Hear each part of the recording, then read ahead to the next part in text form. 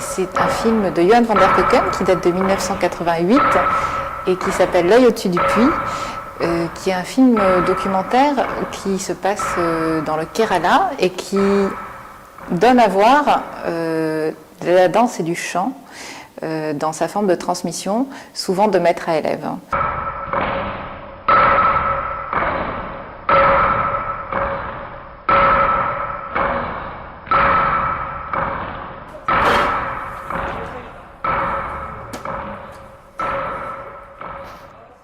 Quand on parle de danse classique en Inde, on évoque différents styles, 8 plus précisément, qui sont originaires de différentes régions indiennes, qui ont tous en commun une certaine codification, un certain langage gestuel qu'on retrouve d'un style à l'autre, et qui sont des styles qui se revendiquent d'une ancienneté, qui ont une histoire assez longue, qui pour la plupart ont été formalisés aux alentours du XIIIe, XIVe siècle, et qui ont été redécouverts dans l'Inde indépendante, donc à partir des années 50, qui font vraiment partie aujourd'hui du patrimoine culturel indien, qui sont promus à l'étranger comme représentatifs de cette identité indienne.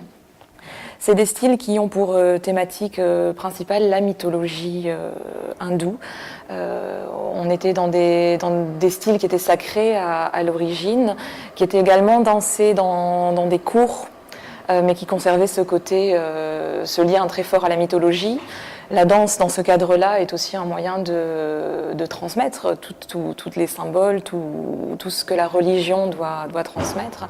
Donc aujourd'hui, elle a toujours cette fonction-là, même si elle est présentée sur les scènes de spectacles modernes, et qu'elle est beaucoup moins, voire plus du tout, dansée dans les temples.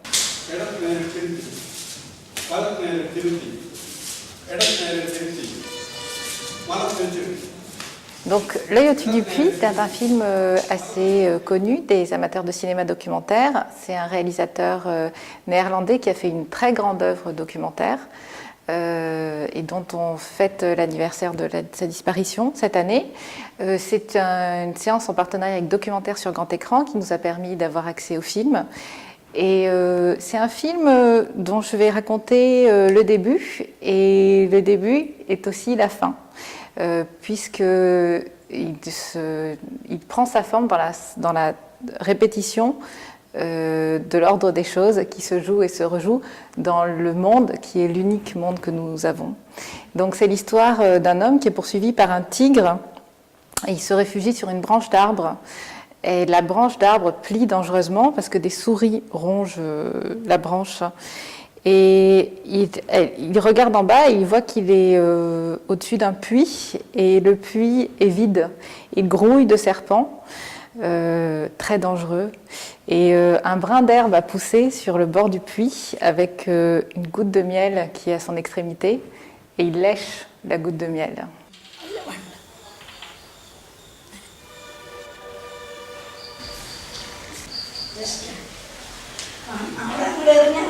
Les danses indiennes, les différents styles, ont recours à une gestuelle qui est extrêmement codifiée, qui vient d'un traité ancien qui s'appelle le Natya Shastra, donc qui est un traité d'art dramatique en fait, qui date du deuxième siècle avant, deuxième siècle après Jésus-Christ, on est sur cette période-là, et qui énumère un certain nombre de positions des mains, de position du visage, de position du buste, des pieds, de mouvements des sourcils par exemple, de mouvements des yeux. Donc on est sur quelque chose d'extrêmement précis qui est repris dans les différents styles classiques aujourd'hui pour deux raisons.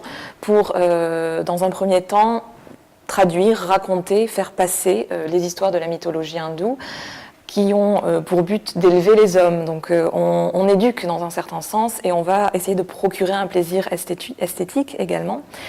Et c'est ça le deuxième objectif de ces danses indiennes, c'est au-delà de toute cette symbolique, c'est de proposer un plaisir qui va être simplement esthétique. Donc certaines danses n'ont pas de signification, on va avoir des positions extrêmement élaborées, extrêmement précises, mais qui ont juste la volonté de proposer une vision esthétique qui a été élaborée par des traités sanscrits et qui est toujours actuelle aujourd'hui.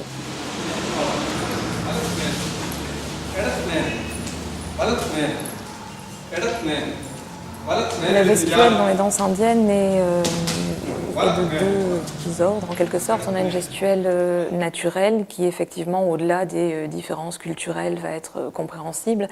Et on a toute une partie de la gestuelle qui est beaucoup plus symbolique et là qui demande à être décodée, qui demande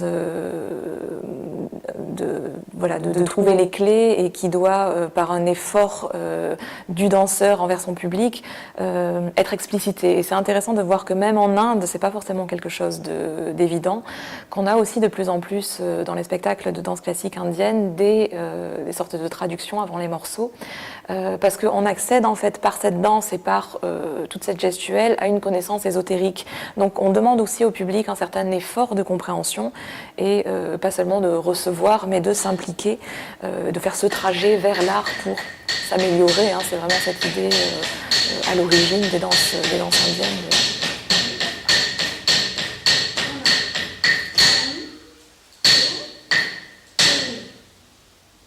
C'est intéressant de voir la manière dont les danseurs contemporains aujourd'hui s'inspirent de cette gestuelle, la réutilisent, peut-être la détournent aussi pour faire circuler d'autres messages et pour proposer autre chose.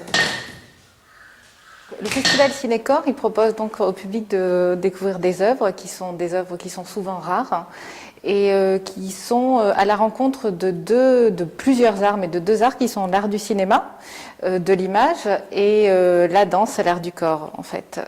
Et donc il y a une exigence dans la programmation Cinécor, une exigence sur ces deux points, sur un langage cinématographique qui soit créatif et exigeant, et aussi sur une pratique de la danse ou du corps qui est une vérité. C'est à la rencontre de ces deux vérités, la programmation.